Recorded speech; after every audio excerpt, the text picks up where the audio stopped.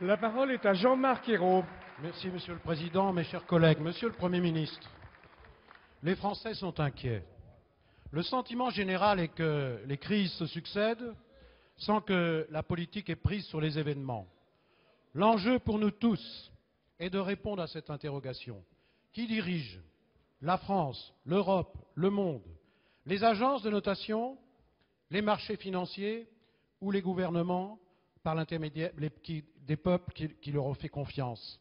C'est ça la question que se posent aujourd'hui les Français. Mais vous connaissez votre réponse. Vous utilisez la crise pour entraîner le pays vers plus de libéralisme encore, alors que c'est précisément ces excès qui nous ont conduits à cette situation. Vous utilisez la crise pour affaiblir l'État, rétrécir ses domaines d'intervention dans la solidarité, la sécurité, l'éducation. Vous utilisez la crise pour taxer encore davantage les Français tout en épargnant les plus riches. Vous annoncez une modeste taxe sur les grandes fortunes qui ne durera que jusqu'en 2013, tandis que vous doublez à perpétuité la taxe sur les mutuelles qui frappe tous les Français. Votre politique est si injuste, si indécente que les grands patrons français finissent par s'inquiéter de l'image qu'elle renvoie d'eux-mêmes. Il existe pourtant une autre voie, celle que nous proposons, qui allie initiative européenne de croissance, investissement industriel, innovation dans les secteurs d'avenir, transition énergétique, reconversion des filières, justice sociale et fiscale. Nous voulons un État stratège, un État qui protège. Monsieur le Premier ministre, quelle est aujourd'hui la question qui est posée? Elle est simple. On continue ou on change?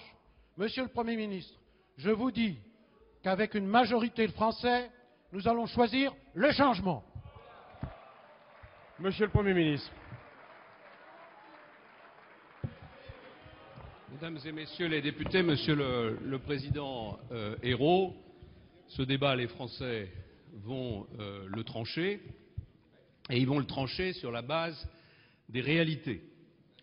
Les réalités, c'est aujourd'hui que l'action du gouvernement et de la majorité a permis de protéger notre pays des attaques qui sont en train de mettre en grande difficulté une grande partie des pays européens. Je le disais à l'instant en répondant à M. Lachaud, nous sommes dans les 10 pays au monde qui bénéficient de la meilleure confiance des opérateurs dans leurs finances publiques. Nous avons connu, comme tous les pays développés, une augmentation forte de l'endettement depuis 30 ans. Et nous avons connu cette augmentation, comme les États-Unis, comme les autres pays européens, parce que nous n'avons pas suffisamment réagi à la compétition que nous imposaient, et qui est une compétition inéluctable, les pays émergents.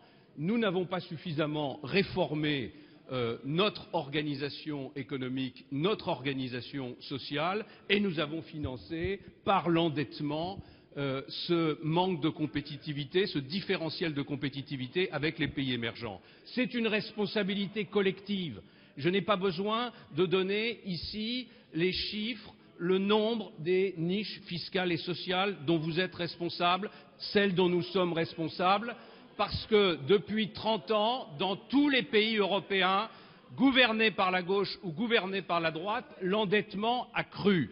Alors aujourd'hui, la question qui est posée, et qui est posée en particulier à l'opposition, ce n'est pas que vous renonciez à vos convictions, ce n'est pas que vous renonciez à la bataille électorale que vous avez engagée sur vos arguments, c'est simplement que dans une situation qui est une situation périlleuse pour l'ensemble de l'Union européenne, pour l'ensemble des économies européennes, vous preniez quelques engagements qui montrent à l'ensemble de nos concitoyens, qui montrent à nos voisins européens, qui montrent aux opérateurs financiers qui nous prêtent aujourd'hui le moyen de financer notre dette, que la confiance dans les finances publiques françaises est une confiance dans la durée. Moi, je vous demande simplement deux choses. Renoncez, comme vous ne l'avez pas encore fait, à promettre que vous reviendrez sur l'âge de la retraite à 60 ans, parce que c'est une promesse qui est insensée et qui, dans le contexte financier et économique aujourd'hui, enlève une grande partie de la crédibilité que, par ailleurs, vous pourriez représenter. Et deuxièmement, engagez avec nous le débat sur l'introduction dans la Constitution de règles qui permettraient de protéger nos concitoyens. Personne ne vous demande de dire oui au gouvernement sans discussion, mais au moins montrer que vous êtes des hommes et des femmes ouverts au dialogue en engageant avec nous ce débat, parce que c'est un débat qui est fondamental pour assurer la crédibilité des finances publiques de notre pays dans la durée.